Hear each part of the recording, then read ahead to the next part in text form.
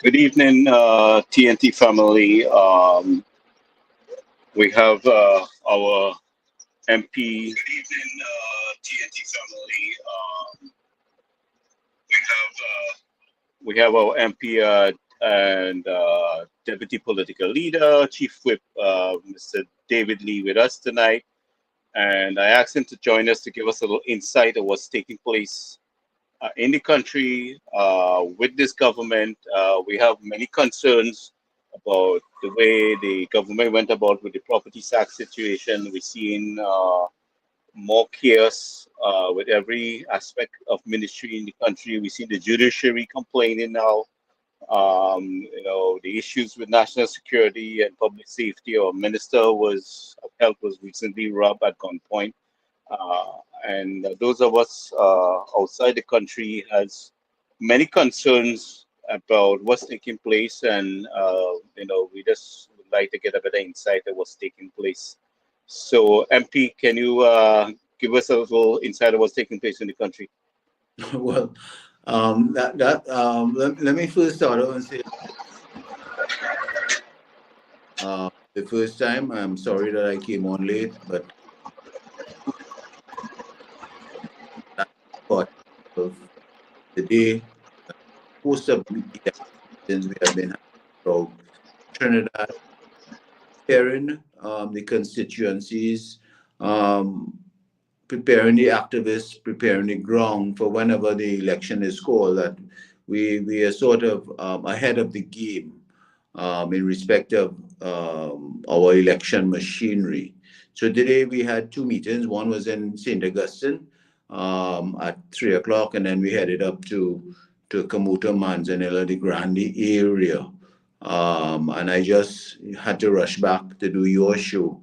So I apologize firstly for coming on late. I know I told you 8 o'clock, but I needed an extra 20 minutes to be able to get home to get a secured internet connection.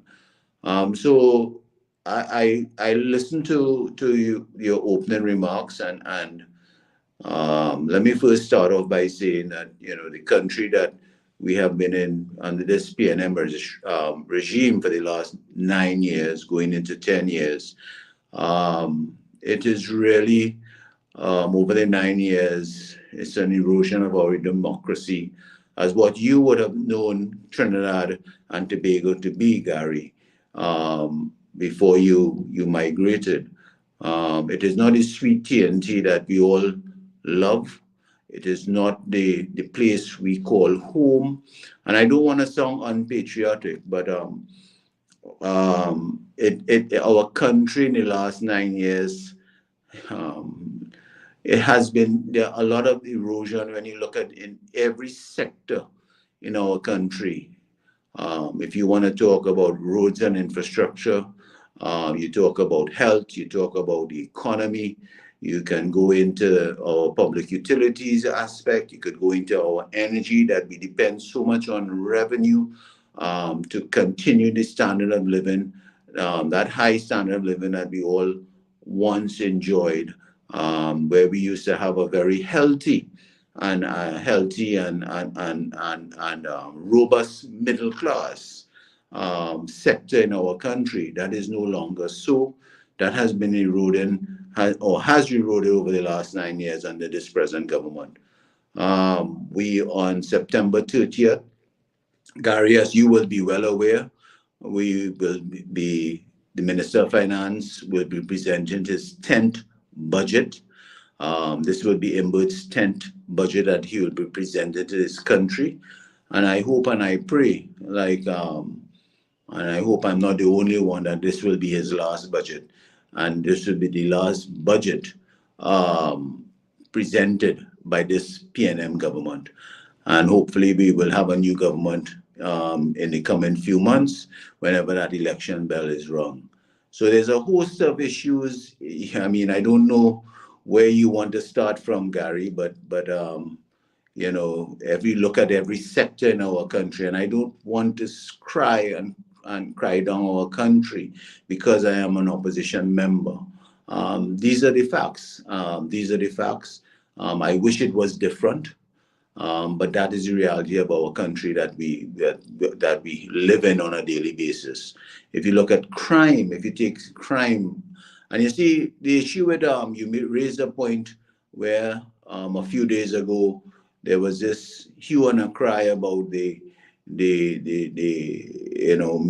Minister of Health, Terence Yal Singh, liming outside a bar in his constituency of St. Joseph and getting robbed of his bracelet. Now, let us not lose sight of the real big picture, and which is crime in our country. And while we sympathize with the incident with the Minister of Health a few days ago, but and I see they got quick results. The police got quick results in a matter of hours in recovering and also apprehending the individuals who did that crime. Um, it is something that we as normal citizens in Trinidad and Tobago live with on a daily basis. Someone was telling me before I came on this show, up in a meeting, that there was a video of a 16-year-old boy who got held up from his way on his way home from school this week, and that is the reality that we live in on a daily basis in our country. My own personal aspect is where I had a elderly aunt and uncle. My uncle was 88 and my aunt was 86, and they had a terrible home invasion last year just before Christmas, and during that home invasion, they beat my uncle so badly we had to get him out of the country, and because he was bleeding in his brain. And God was good, and he is recovering slowly but surely. And that is reality in our country, and it touches so many of normal citizens of Trinidad and Tobago. So while we sympathize with the Minister of Health, and he was able to recover his bracelet and apprehend the criminals, we are not all ministers in this country. We are normal citizens of Trinidad and Tobago, and something has to be done with our crime situation in our country, and this government does not have the will to solve it or even to bring it down. They just don't have the political will, or maybe they don't care to do anything about it, because it is escalating, it is getting out of hand, and crime, and when it's crime is one of the biggest things in our country, because it affects the economy, it affects our daily lives, it affects our daily health. So it impacts on a wider scale the issue of crime. So even though the crime, you or I might not feel personally crime, but when we do go out or have to go out or just do our daily runs or even live in our house, we have to be always mindful that anything can happen at any point in time. And we cannot continue as a country like this. We cannot continue as a population living our lives in fear. So I will pause here and see where you want to go, Gary. Well, I mean, feel free to call things as it is. Definitely, I want you to have that liberty to call it as it is. I don't think you have been unpatriotic to state things as it is. I think you've been very patriotic in addressing the issues because it is real as the day and the sun shines. I mean, listening to Mr. Dial Singh words about this thing happen in broad daylight when the sun hot.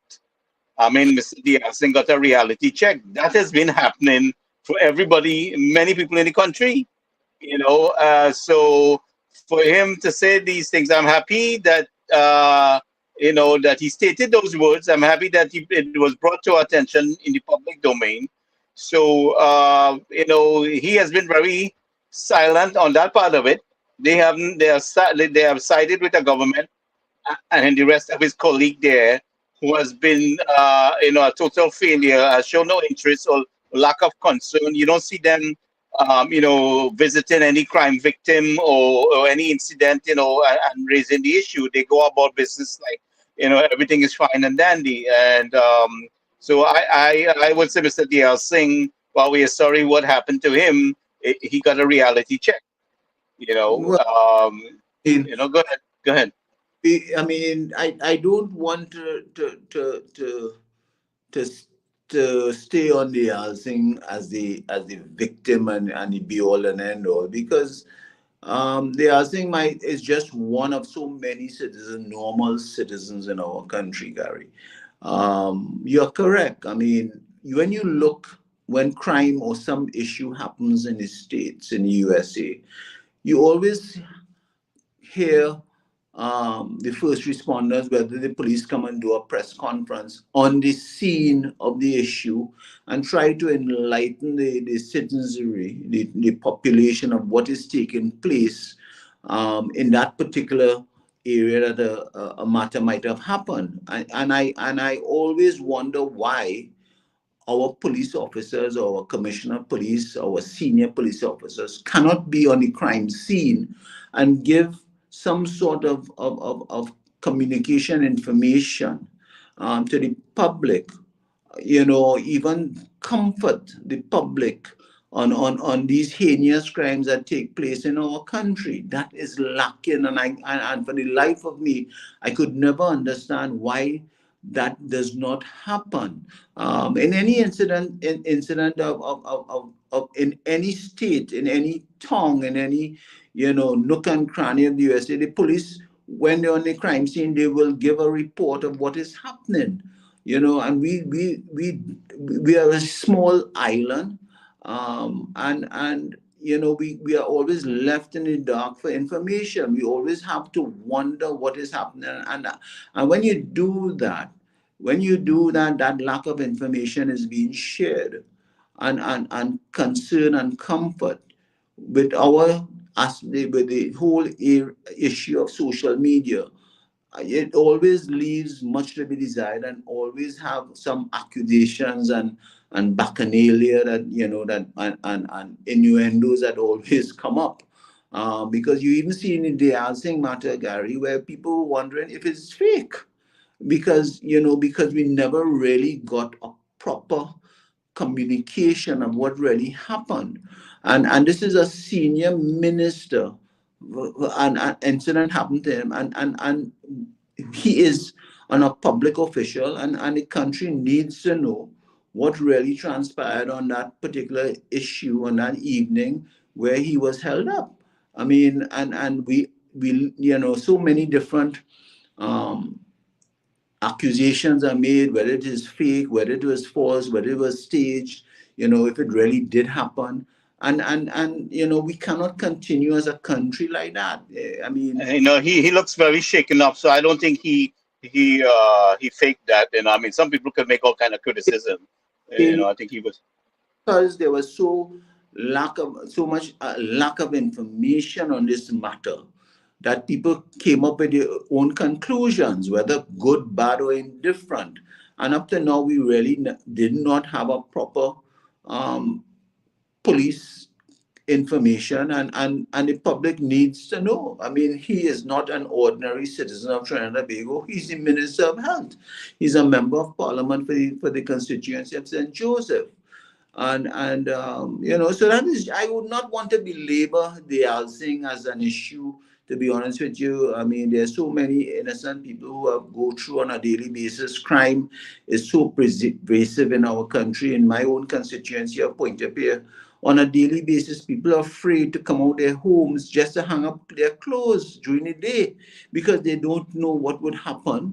If some innocent, somebody would just jump their fence or come in their fence and attack them while they go about on their property on a normal day, just doing their normal duties in their own property. You have to always be careful how you come out to your own home during the course of the day, in your own yard, in your own backyard, in your own property. That is the reality that we are living in Trinidad and Tobago.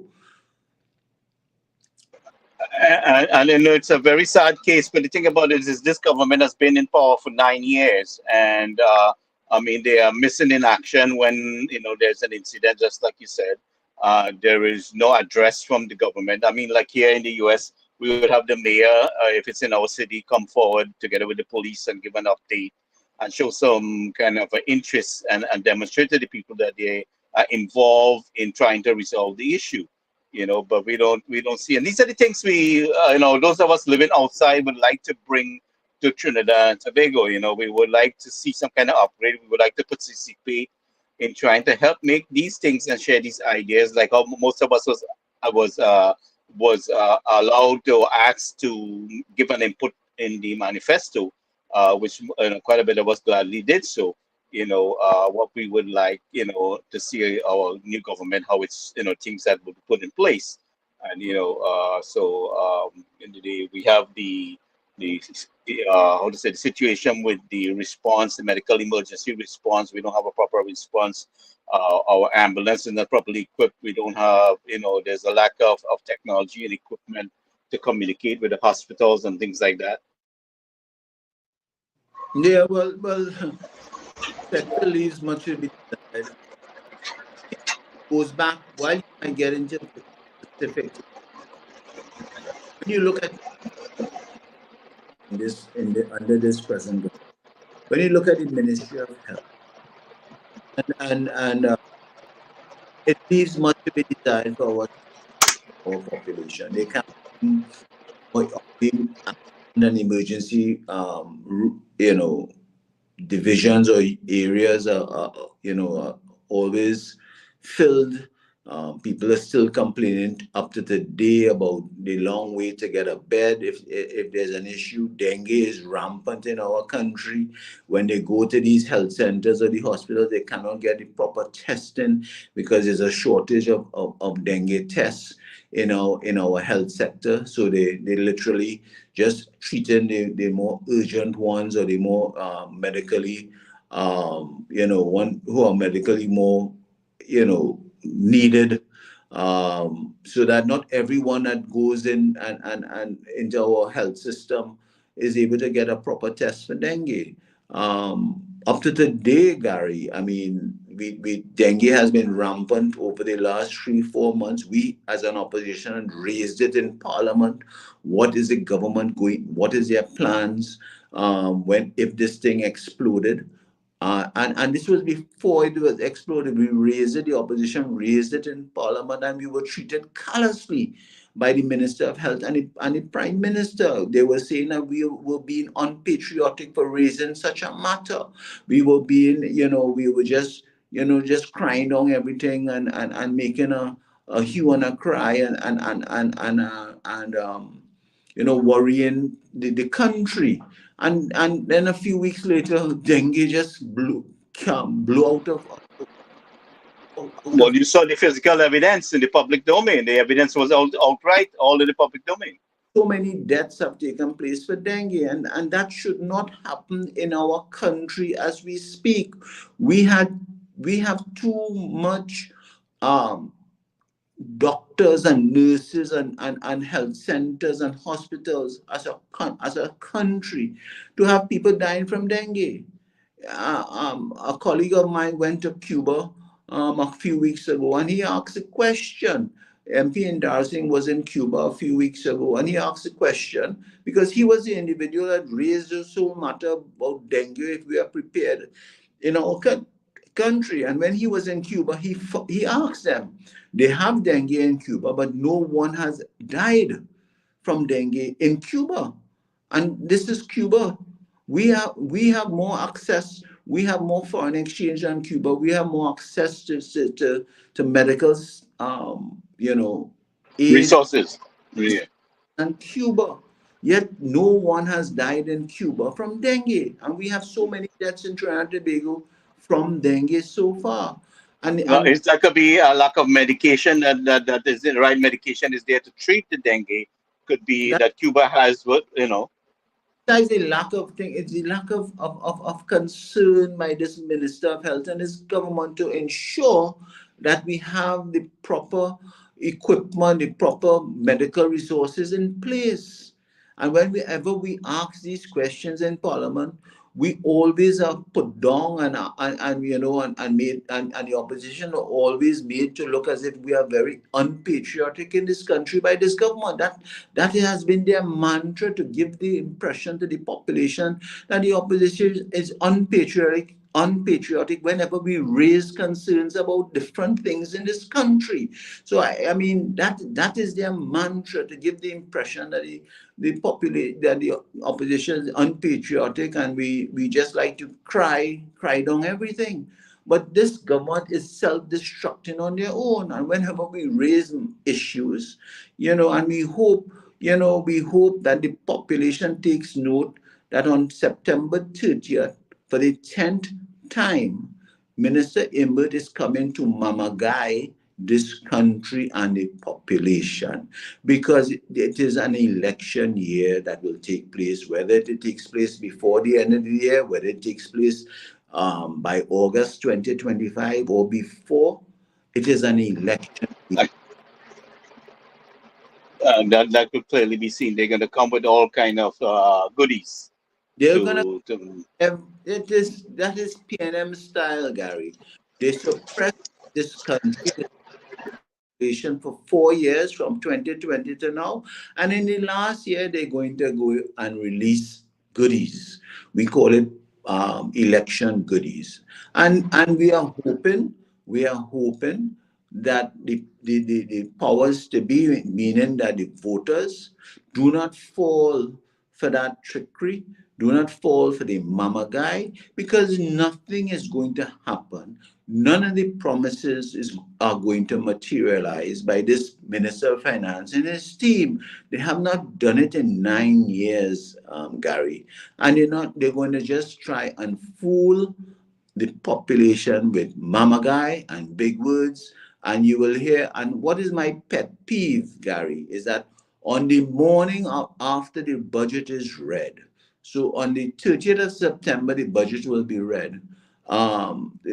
The 1st of October, all these chambers, Port of Spain chambers, like to put on a budget review, right? And they will come and tell you what they have always done for the last 9 years, that this budget is a great budget. It is a fantastic budget.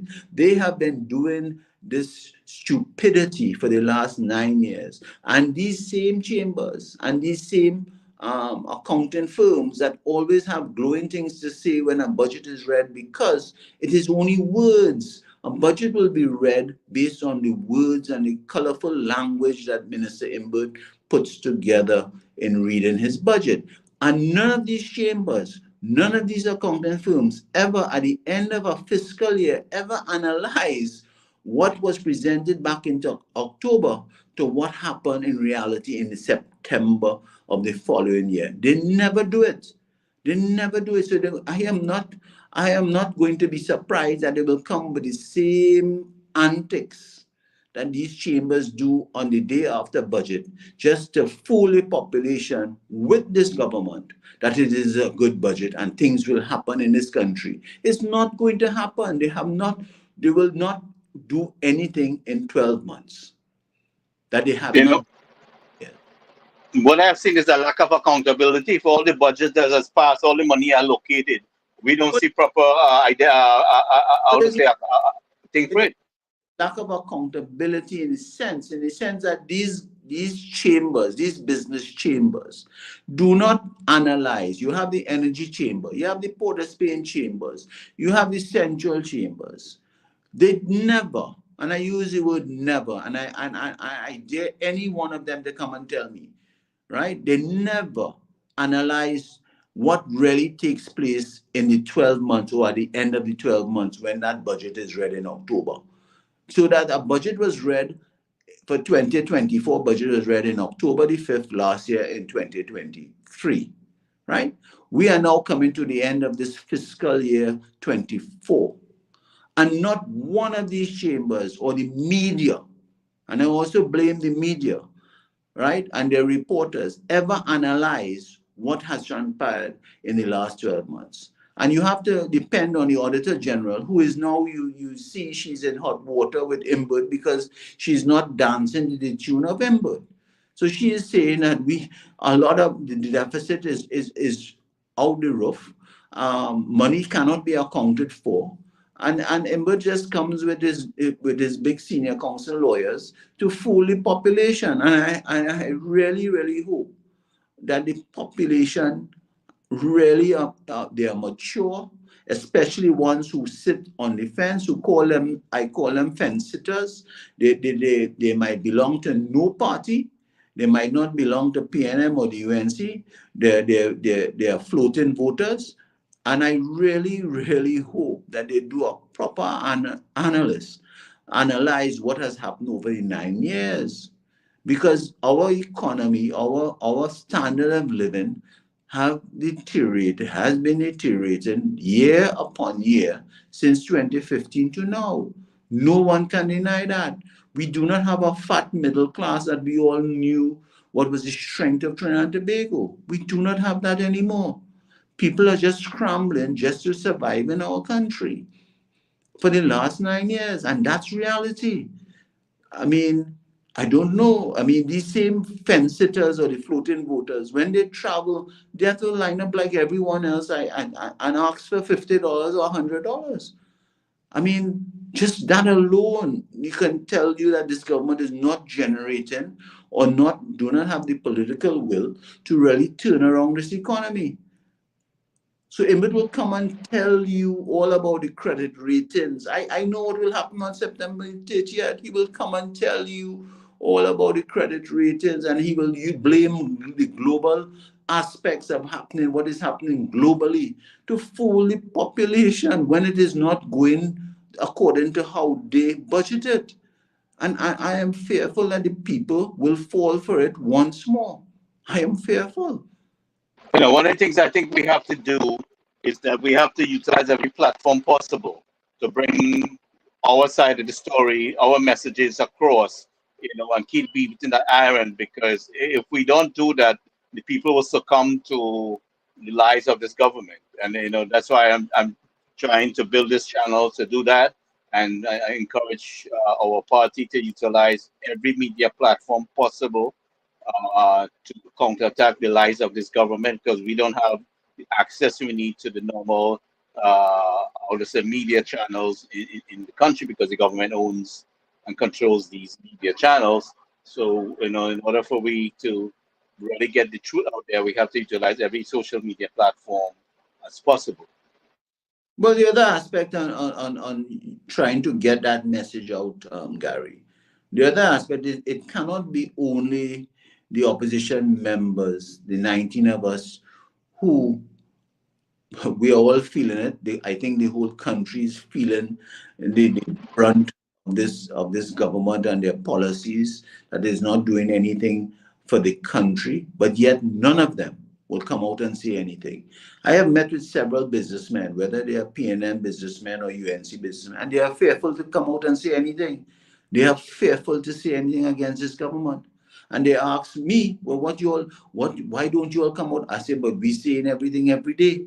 Every day we have been so busy trying to bring out and pronounce on certain things that this wicked government is doing. And I said, but we cannot do it alone. Why don't you all come out as independent people and say something?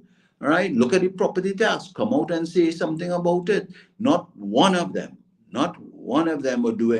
would come out and say anything, Gary. So we are in the opposition. We have a role to play, but this is not only about the 19 opposition members and the 6 senators. This is about our country, saving our country, right? So while we continue the work, you continue your work out there, and with this program, we need many more people coming out on their own volition, not because they and voice their concerns of what is happening and taking place in their country.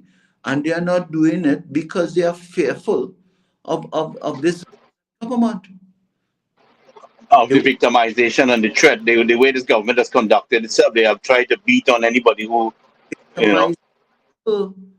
The whole, when you look at the whole incident with Movie Dong, I don't know if you touched on that or looked at that. Who I saw a little bit. I didn't get the whole story, but I saw a little bit of it. And that is really a victimization. That is for him to shut his mouth, because he had come out vociferously about a few months ago and condemned Stuart Young on a certain matter, right? So you see, there's victimization taking place in this country, and no, and these business people, the ones who actually come out and say something, and they to use a Trini language, they get tap up, and then they go back. Well, yeah, we've seen the same thing. I kind of, I mean, it was, I kind of see it broad. Hello, hello. I kind of see it very broad there. I mean, it was very obvious that what took place with the movie town situation. It was very obvious, That is a and movie song. While I made that as a reference. You see, yeah. But Stuart Young has operated the same way with the COVID situation. He has moved very heavy-handed. With the managing of the COVID situation, with himself towards other ministers. Stuart Young had all the say in the whole how everything was done, the border but closure, the whole operation. only about Stuart, and this is the approach of this government, right? So that while I just call his name, there are so many other ministers that are doing the same thing, all Yeah, right? heavy-handed kind of mafia kind of style way of doing things. And even how the prime minister speaks when he speaks on a platform, he does it purposely to buff the country to back off. So if you want to say something or ask a question, don't come and ask any question here, because I buff it. That is a tactic. So he takes the offensive, up front. So people become defensive. The media become defensive. It's a classic, and I don't know why people are not seeing through that. All right. So that it's his natural style is to play this big bad person to buff everybody. So they retreat. They retreat. All right. And it has worked. So that's why they continue it, because it has worked. Even recognizing the words of the Chief Justice, you could see exactly, the tolerance, it has reached its limits. Look what this government has done to unions in our country. They have they have little torn it apart. And without strong unions, you would not have a strong middle class, because if they don't fight for the workers for better working conditions and terms and conditions, you would not have a strong middle class, which we had in the past. So now you're seeing that they have eroded, they have decimated some of the unions. And what is happening is that the workers are at the mercy of this government, because this government also, what they have done is that they have put people on, they love this contract employment aspect, and they have now given people 1 month, 2 month contracts. So you are the mercy of this government. What can you do if you're on contract, Gary? You're a businessman, you live in the States. You cannot, there's no tenureship. You cannot even go to a bank or a financial institution to borrow, whether it is a car you want to buy or this is your It's first. more so in Trinidad where you cannot get a loan. You can't get a loan for nothing because you're a contract employee. You There's know. no you have tenure. So you're on contract. And the contracts are 6 months, 2 months, 1 month. And these are professional people that you're doing this to. So you're also intimidating the workers, right? And yet these people they stay quiet. So they ask, well, what is the opposition doing? Why we not hear any voice of the opposition? Gary, I want to tell you, this party is working hard under the Kamala Prasad Bisesa as our political leader. Whether you like her, you don't like her, the Kamala Prasad Bisesa has and is working very hard for this party, right? I mean, she is getting attacked day in, day out. Every Monday night we do a forum, we do a press, we do presses 3 times a week. We bring the issues. We're out there. I mean, for the last nearly 2 months since Parliament had closed, we did not our MPs have not rested. We were out there doing meetings, trying to put together election day machineries, we doing the work for the party.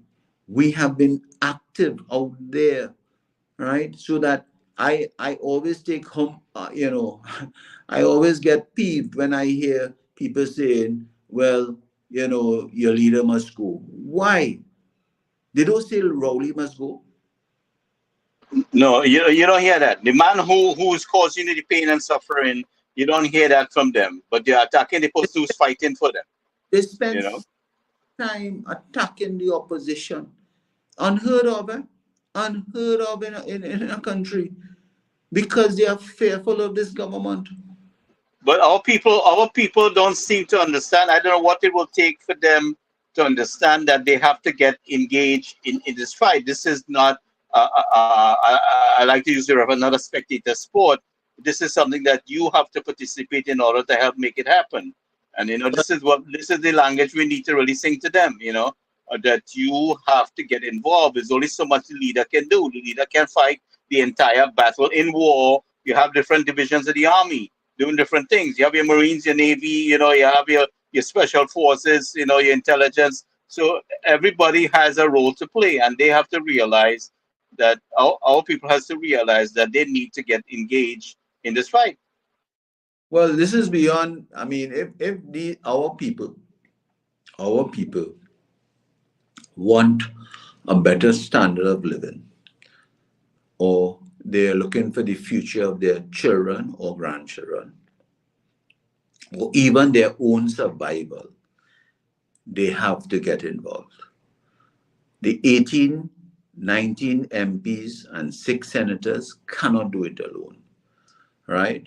So that they need to get off their laurels, and they need to get involved, right? And what is I ask on your program, and what I would like you to do going forward, when we talk about election and our party. You see, volunteerism needs to really come back in a big way in our party. You don't have to be a member of our party to volunteer.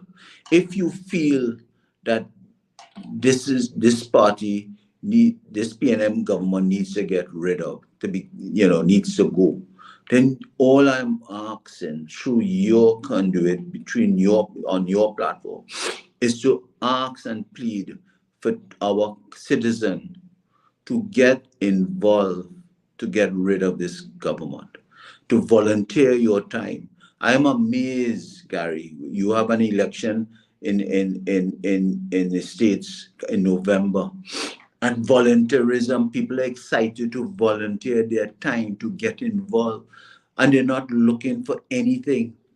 Because they are passionate. They are passionate of whatever side they support, whether it is the Republicans or the Democrats. They are passionate about it. They want What to. we have is a party group system where you would find out they would form a party group. Anybody can start a party group in the school, There's not in a even. college, and university, and you hit the road. Yeah, it's beyond party group. I think people need to just get involved and come on board to see how they can help. Let's explain how it is done here. A lot of people just form their own group and they go into their town and they get going. That's what was done under. Been part of thing I have seen where a campaign office, whether it's a Democrat or Republican, people just volunteer. They go in and they volunteer. How can I help? What do I do? Exactly. Do you want me to Only- make calls? Do you have a phone bank? Would you like me to make calls? Would you like me to Right. walk? Would you like me to give out pamphlets? Would you like? There's so many different ways one can help.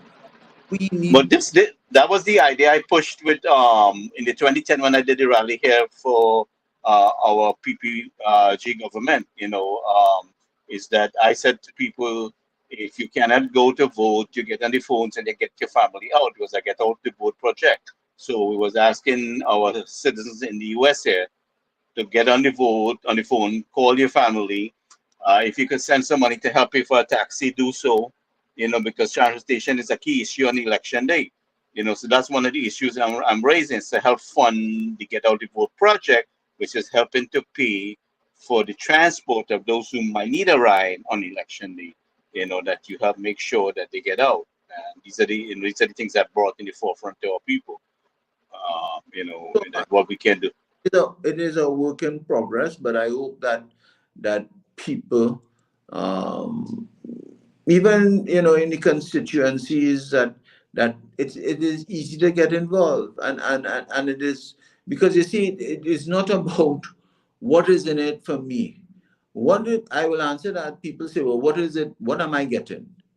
It is not a, I mean, there comes a time now where one should not look for that terminology. What is in it for me? What am I getting? What you're getting, if we get rid of this government, is a better run country. Anybody can run this country better than what is happening in this country right now for the last 9 years. It, And it seems clearly so. right? So when you talk about your erosion of your safety, your health, your just what your well-being, I put it this way. Let me put it this way from my own personal view. I feel like I've been stifled. Our country, I cannot breathe, and it's time for us to exhale. We have been. I feel I have been the country is suffocating over the last 9 years, and it is time to exhale, and it is time to breathe. It is time. One of the things that there was a survey internationally about the happiest countries in the world, and Trinidad used to be ranked one of the happiest countries in the world. I don't think it is ranked so anymore. All right, because of the state of how we have been over the last 9 years, and you're correct. If your platform could get the diaspora to encourage your people, their families back home, their friends back home, to go and vote for a change in our country, not to put back what we have been having for the last 9 years, not that. Just to be able to breathe, to be able to exhale, to be able to enjoy going out in the night like what we had before. We don't have that luxury anymore. Leaving your home after 7 o'clock in the night to go and do something, you have to think 3, 4 times. Do I really need to leave my house at 7 o'clock in the night? Or Well, can I? some people can even be safely watch some TV in their home and be entertained. Without somebody storming your house or robbery or something like that. So you're not even safe in your own house. And if that is not a reason enough, I mean, for 9 years, this government has not done anything about solving crime or bringing down crime. You will never be able to eliminate crime, but at least make it right. This for 9 years, this government has not done that. Even though every budget they put, the national gets a large budget whenever it is I large. think we need leadership on the ground level in the community. Well, I am not a, I mean, you need leadership that starts from the top. I mean, you need to be able to, lead and have the political will to make a difference. This government, Rowley and his team have gotten a mandate from the country. Whether you like it or not, they have gotten a mandate twice, in 2015 and 2020. And one has to ask themselves, what has really your life have been better off for the last 9 years under this PNM government? And you have to ask yourself that. And the answer would be no. Will be no. The only people who might be enjoying themselves for the last 9 years are the same members of cabinet and PNM officials who might be getting things from this part. and the close associates or whoever it is that they decide to. But the, Yeah. but it is not felt. It is not felt. If you just, I mean, you don't live here, but if you look at the small business and medium businesses in our country, it's all decimated. It's decimated, and that happened, and that was happening before COVID. Before COVID was happening. All right, so it's not because of COVID. All right, You it know, was. I think it's my opinion that the investment on the country started pulling away after the change of government and the level of arrogance, from this government. I don't think it was easy to work with, so I think the investors started pulling out with the Well, change of government. I mean, I would say in the last 5 6 years, foreign direct investment is none in our country. Why would you want to invest when the levels of crime is so high in this country? Why would you want to invest? Why would you, and when you look at our energy sector, when you look at some of the big players internationally, they have gone Guyana, they have gone down Guyana, they have gone down Guyana. They have left our country. All right. We now be where we used to be the crown jewel in the Caribbean and CARICOM for our energy sector. That is no longer so. This government has done nothing in our energy sector other than public relations stunts. You see, I mean, the public relations stunt by this government. I mean, give it to them. They're good in it. They are very good with public relations. But when you boil down to the brass tacks, our oil production and gas production has been the lowest in our history in the last 9 years. This government, whether it is was under the late Franklin Khan as Minister of Energy and this present Minister of Energy, Stuart Young, they have done nothing within our borders to really create the environment for our energy companies to really do the drilling that is necessary to maintain our oil and gas in our country. All right. They have been, for the last 9 years, they have put everything in that Maduro basket, everything in Venezuela, not Guyana. They have never even tried to arrange something with the government of Guyana. And we are CARICOM brothers and sisters. They have placed everything with this Maduro regime, right? And that is so hot as far as geopolitical, what they have done. Yet when we raise it, we are being unpatriotic. We are being uncaring. We are being just naysayers because all the good work that Stuart Young flying down every week to Guyana, into Venezuela, meeting with Maduro, etc., and his officials. They know what they're doing. They're the only, this PNM says that they're the only people who can run a country in the energy sector. Yet for 9 years, our energy sector has been dismal, has been failing, has not been producing year on year what this government promised. Not the opposition. If you go back to every budget statement that Imbert and Stuart Young have promised in our energy sector, nothing has materialized. It is coming attraction. You see that when you used to go globe, coming attraction, coming attraction. So they are saying in 2025, 2027, we have a coming attraction. Yeah, it coming. We can't reach it. Coming for 9 years and they can't reach. Yes, and they have placed everything in, all the eggs, as they say, in the basket in Venezuela. Yet they have done nothing in our own country or even tried to work with the government of Guyana. All right? I look at this whole situation and I think it's by design. I think our unsecure border is by design to accommodate certain people. I don't think, what I'm saying? This is the way I look at it. I feel strongly that our unsecure border is by design for this government to accommodate certain people. Well, you're an security expert. I am not, Gary. But when you look at the reality, the reality is that when you look at just a few, about 2 weeks ago or 3 weeks ago, there was a big article in the papers. I think Dr. Munira did a press conference in it where most or all of our vessels that secure our borders, and I'm talking about recently acquired vessels under this government, are all tied up and laid up because either lack of maintenance, lack of parts, or lack of manpower. So that And a lack of proper management and supervision, because I think that quite a bit with our security forces there. I think there's a lack of proper supervision also.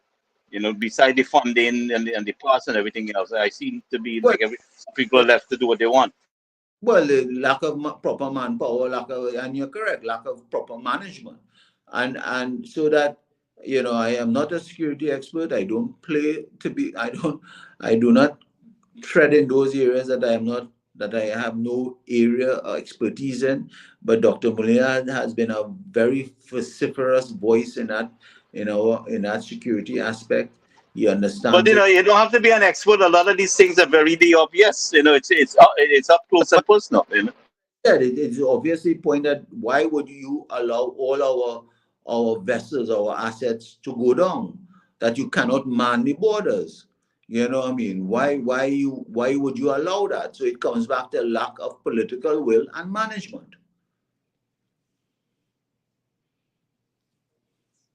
So I don't know. And I've been on your now it's 9/11. I see on my time I'm nearly coming up to an hour. I don't know. I don't know what other areas you would like to want to touch on, Gary. If you could spare a few minutes, we are concerned about the property tax situation that's in the country. I see the government is going to give an extension. They're going to let us know, on Monday. They're going to give an extension to pay this property tax. But I'm just concerned about the amount, a person will have to pay based on this government estimation, and the second thing is the money is supposed to be going into a municipal corporation, not into the the general fund, for the treasury. I mean, this was municipal taxes is supposed to go into the municipal government for them to manage, not for the national government to manage. So that's something that's wrong with that structure. The other concern I have is the finance minister becoming the general authority, the supreme authority for the revenue authority. That he seems to have all powers. I saw a little battle in the parliament about that issue. And I have concerns about that. You know, so I don't know if you have a couple of minutes, you could just kind of But enlighten as us. far as the property tax is concerned, um, our political leaders said we want, if we go into government, we will repeal the property tax. We are not a. We have always said that it is an unfair system how they came up with evaluation and so forth. All right, and we don't. Let me put it this way: Trinidad and Tobago, the citizenry, the population, do not have a problem paying some sort of what we used to call it land and building taxes long time. But it must be fair. It must be fair. And I remember as a child growing up, my mother used to go and pay her land and building taxes. It was, and she was proud to get her receipt, and she would keep all her receipts for every year. And she has a booklet with all her receipts of what she would have paid for her home, which we used to call land and building taxes. All right, and that also holds true for a lot of individuals in our country, whether they belong to PNM, UNC, or no party, they felt proud doing that. And we don't have a problem, and we always said, but the draconian way that this government is doing this property tax is what it leaves a bitter taste in the mouths of people. All right, because it is done, I would use the word arbitrarily, because you could be paying a higher property tax from your neighbor. You live in the same street. You have the same three-bedroom home, but you are being evaluated differently. All right. So we always said that it is there. This is the political leader, the Honorable Kamla Prasad Bisesta, said that once the UNC returns to government, we will repeal the property tax. That is there. She has said that infinitum. She has said that. That is her policy. And what you see happening right now is heartless government, really and truly, in the way they're now putting you um, to the test as far as your ability to be able to line up to pay a property. They love subjecting hardship on people. This government loved it, loves doing that. So you saw on a daily basis over the last few days, few weeks, where people were lining trying to I pay, saw a couple of pictures. Yeah. right? And whether it is in rain, sun, heartless. It's heartless. And this is a government who told you that they want to go cashless. And this is the government who tells you they know about digitization, right? They have a whole ministry called digitization. This is a government who boasts about the fintech, financial institutions, and so forth. But yet, when it's time to do normal, simple transactions like paying your property tax, it is a nightmare to do that. And you would have thought that this government would have tried to put those simple things in place. Whether you can pay online, whether you can pay by bank transfer, whether you can pay using your ATM card and don't have to carry cash, whether you can use your credit card, simple, normal transactions that you are accustomed to where you live, Gary, right? Simple. But yet this government does not want to do that. Why? They love to subject our population to hardship. They love it. So that and what they like to say, oh, you see how all of them, what they will say to themselves, important, and will say, you see, all of them running to pay the property tax. Look at the lines, look at the lines. They run in to pay the property tax because it is the law. The law is that people are fearful that they do not pay their property tax by the date that the interest rate on it will they will be asked to pay a high interest rate, Well, right? my question is, if you cannot afford to pay what they estimate you to pay, what it becomes of you? Well, Embed is also saying, well, you don't have to pay it, huh? But when it's time to let us say retirees, Embed is saying that there's a part you don't have to pay it, you could forego paying it, but when you pass away and you will that property to whoever, they will be required to pay whatever arrears that as far as property tax was owed on the property. All right. With interest too, right? Should we, would it be interest? Sure, I'm sure this government loves that interest, right? So that you don't get away. If you defer it, you still have to pay that at some point in time. You do not get away. But we are saying as a government that if we go into government, Mrs. Prasad Bisela said that she will repeal it, and she will repeal that property tax. All right, and we had said so during 2010 and 2015. We did not bring in the property tax. No, now, so when you look at that aspect, but this government is a very heartless government. You saw when even in they love lining up people and putting them out in the rain and the sun to take pictures of these long lines that people love that they're going to do it. You see it for the old age pensioners. You see it when we had COVID, that just to put a simple process in place, this government seems to not be able to have the political will to do it properly and not subject our population to the hazards of the elements out there. Whether it I is think I think it's a total lack of concern, for anybody. They're very political selfish will and and arrogant. hand in hand. Political, they don't have the political will. They don't have it. They don't have it. All right. So that is the state of play as far as the property tax. I am sure Imbert will come on Monday and read out that he'll extend it. When he will come in the budget, he will talk about how much money has been collected that the people paid property tax so far. He will come and gloat, but they passed the law when we fought it. they brought it down to a simple majority and they passed it. Right? The same thing with the Revenue Authority.